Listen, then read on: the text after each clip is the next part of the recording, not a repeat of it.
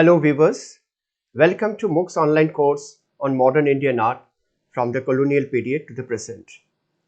Today is the 11th lecture, that is the first lecture from the third week, which is dedicated to the studies of the developments taking place in the field of modern Indian art from 1947 and generally in the post-independent period.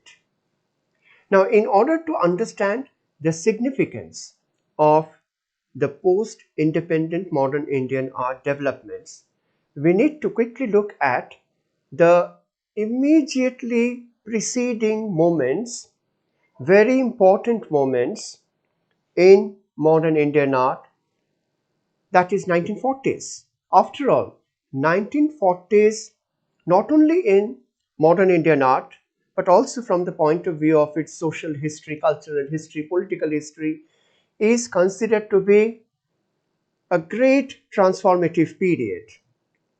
And it is marked by anxieties, huge and extremely disturbing political upheavals, disruptions, trauma, but at the same time, 1940s is a decade full of promises for an independent India.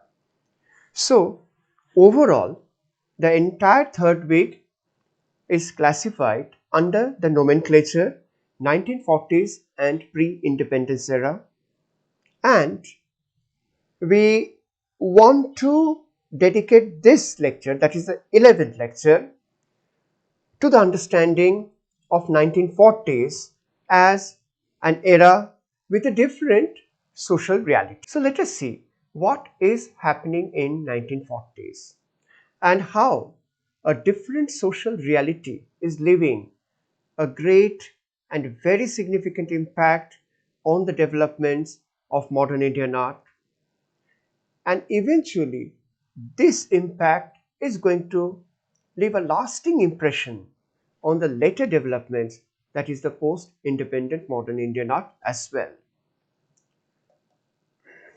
Now, we have seen that already before 1940s, a few artists like Ramkinkar Beit from Shantiniketan and a few others have already in their works shown signs, very clear signs of a very significant shift in the content of their art.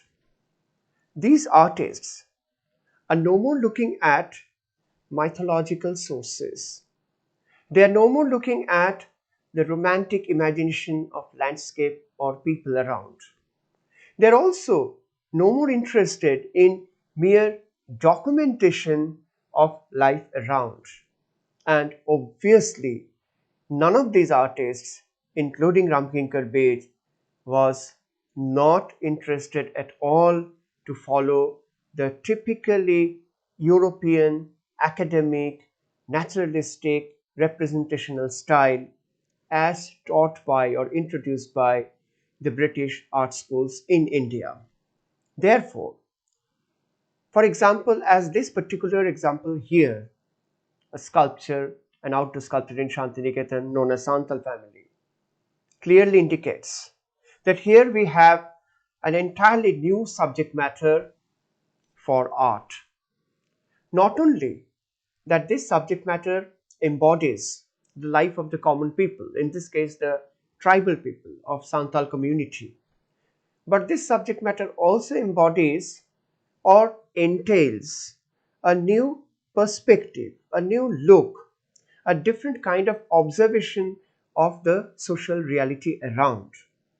So, in fact, in this sculpture and also in this sculpture, Mail Call, Ramkinkar is not exactly showing these people, very common, ordinary people, as tragic heroes. He is showing them as powerful people. He is, in a sense, valorizing them.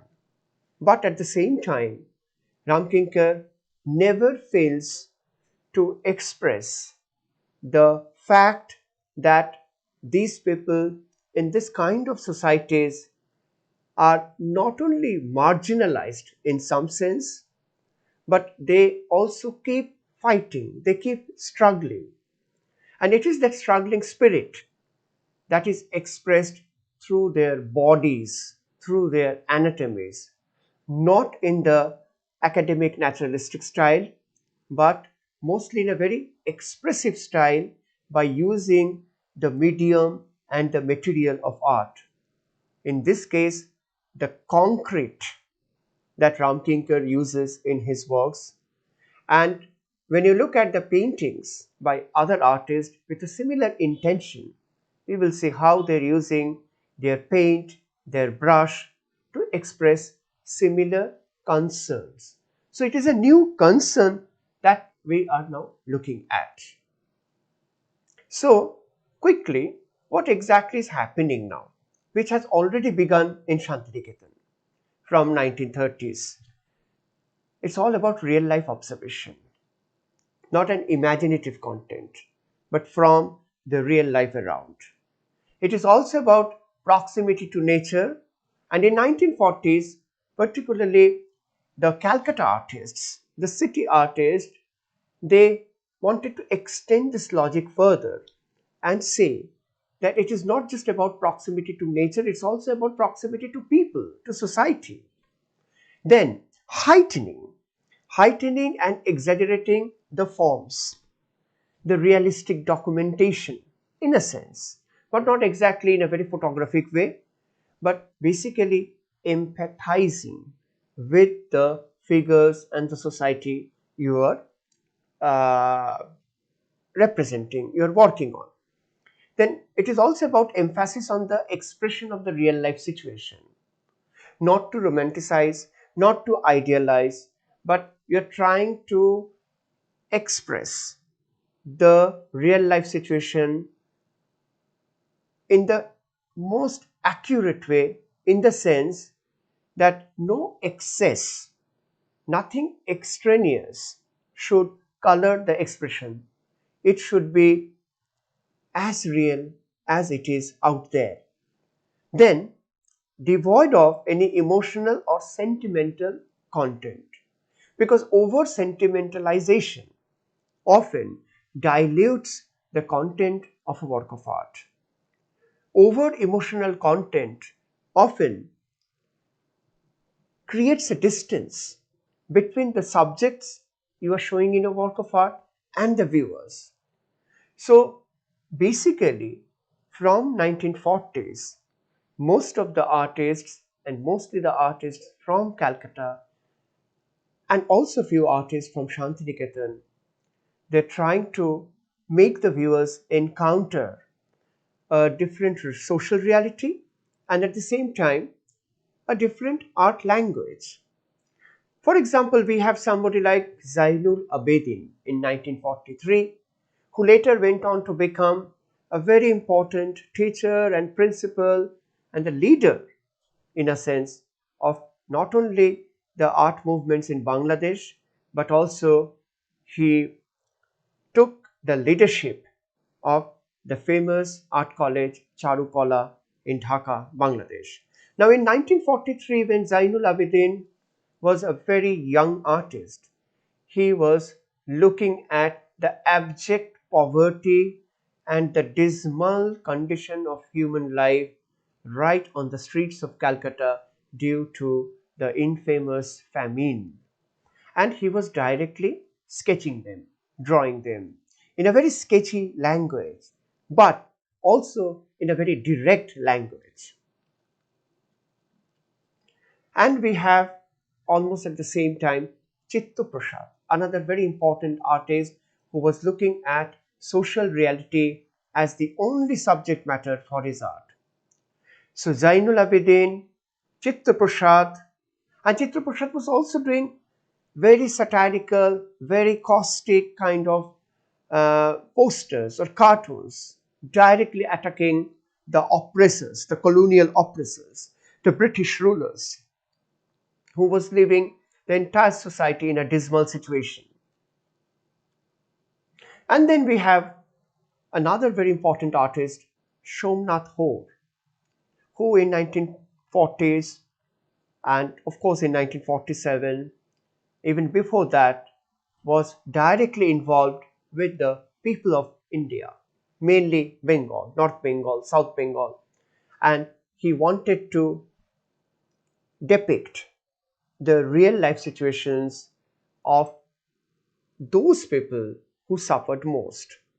Now, in 1943, there was this infamous Bengal famine, and during the World War II, and as you know, an estimated 2.1 to 3 million out of a population of 60.3 million died of starvation, malaria, and other diseases aggravated by malnutrition, population displacement, then unsanitary conditions, and lack of health care. Millions were impoverished as the crisis overwhelmed large segments of the economy and catastrophically disrupted the social fabric. Eventually, families disintegrated, people lost their relatives, friends, societies crumbled, and a lot of people had to leave their beautiful, secured, but not anymore, rural setup, their farmlands, and come to Kolkata and other cities for the sake of food, for the sake of work. And many of these people who migrated from the villages and came to Kolkata eventually died. Now, people like Zainul Abidin and Chitta Prasad Somnathur, they were addressing these issues in their art. So 1940s is a witness to a lot of peasants movements because there was a huge crisis in the crops in the agriculture sector. 1940s is also a witness to rural uprisings.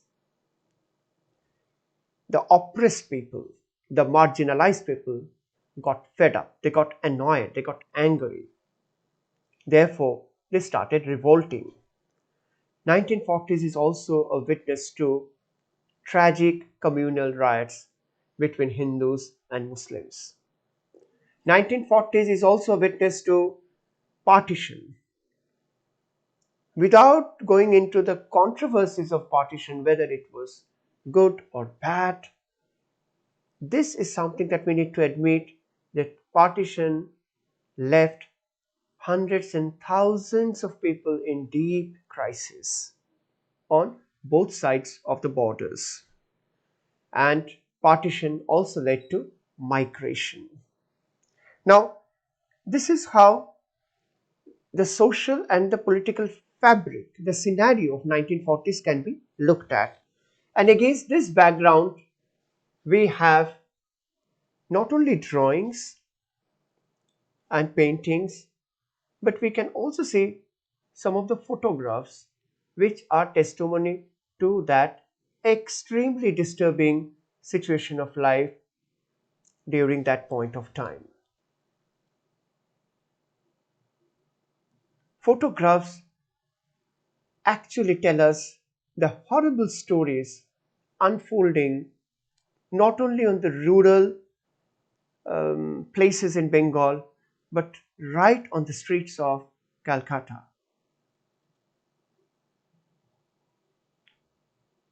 All these artists have actually seen people dying on the streets. Therefore, when people like Zainul Abidin draws these figures, these are the figures which he did not really have to imagine. These are the people, the destitutes, the sufferers, the people going under terrible trauma. These are the people whom Zainul Abidin saw in real life around him, right on the streets of Kolkata. Therefore, in order to draw these figures, these artists, Zainul Abidin, Chitta Prasad, Somnathur, developed a different approach to art. For them, the source of art, that is the content of the art, should come directly from this social reality. This is not the time to draw or paint imaginary scenes, sentimental subject matters, or mythological subject matters, or idealized landscapes or people or any other composition, because right now we have something burning right in front of our eyes. So these artists now have a different view, not only of art but also of the artists. Now they look at artists as socially responsible people. Now they want to feel the responsibility and execute the responsibility through their artworks. So they also developed a new technique of art. It is not a very colorful and pleasant, aesthetically uh, pleasant paintings that they are looking at. They're looking forward to, and that is exactly what they were practicing, quick drawing sketches, mostly black and white. These are the drawings that you see from 1943, and you can clearly see a couple of things. Number one, in order to make these quick drawings and sketches right from the real life observations, Zainul Abidin or Chitta Prasad, or for that matter Somnath Hor and a couple of other artists, they quickly decided on a technique that is fairly simple, that is black and white technique, with either brush or with pencil or maybe charcoal. So technically speaking, they adopted a very quick and prompt method for which you really do not need elaborate arrangement. Number two, because of the technique, they arrive at a language, a pictorial aesthetics, which is also very quick. Therefore, it enables or ensures a quick communication. So communication was something which was in their minds. It's not just about documenting the real life, it is also about communicating this harsh and tragic reality to the common people and the viewers as quickly as possible.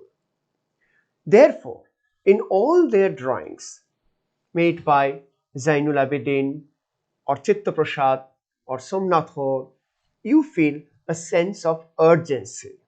These are not very relaxed works of art. There is a sense of urgency. There is a sense of social responsibility.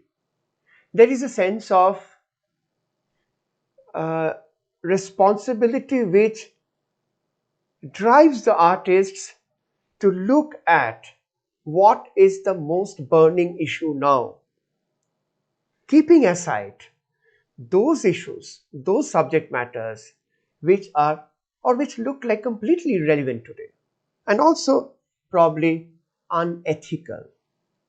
So, quite a few important characteristic features of their art are emerging out of this practice, out of this engagement, as demonstrated by these artists like Zainul Abidin, Chitta Prasad, and Somnath Hor. And do notice that in most of their drawings, even in later paintings, the figures that you see in these drawings and paintings represent not people from the well-off or secured sections of the society, but people from the suffering society, people from the struggling society. So clearly there is a kind of ideological commitment here. They're committed to this idea that as artists, it is our responsibility to show the sufferings of the common people, the poor people, the oppressed people. Therefore, they have kept on drawing and painting these people who are very important people in our society because they grow crops for our food. They do a lot of labor works to keep us safe, yet they had hardly got a chance to show their presence in the art until 1940s, when Zainul Abidin, Chitta Prasad, Somnath Hoare took up this responsibility as artists to show these people. So that is why 1940s is known as a very transformative period in modern Indian art, because the social changes left a direct impact on these artists and few more artists as well. So therefore, for example, Chitta Prasad, even in 1950s, he continues to draw themes, may not directly on the direct social reality always, but addressing burning political issues through certain forms of art which can be called posters or cartoons, like these things. So there is a strong social and political statement emerging from the artworks of these people, Zainul Abidin, Chitta Prasad and Somnath Hoare. So, to summarize the entire situation, let us look at these very important points. So, in human, social and political disruptions and subsequent upheavals in the 1940s included the disastrous famine, partition, communal riots, and a series of other forms of economic and social disorders. The artists who responded to these social political changes brought in remarkable changes in the subject matter of their art, already told.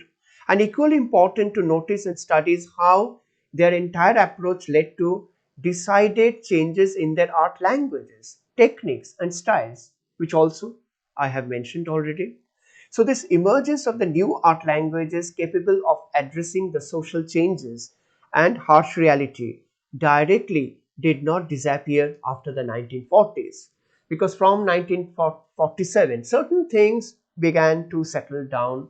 Now we are into a new era, an independent era with lot of dreams, lot of promises, but the commitment, social commitment that we get to see from the artists of the 1940s, they also keep continuing in slightly different forms. So later, even when the 1940s became a historical past, the new art styles and expressions never lost its relevance. Artists, in their own individual way, continue to develop that language to address the burning social issues. So here we have Somnath Hoare, 1946, directly participating in peasant and rural uprisings in North Bengal.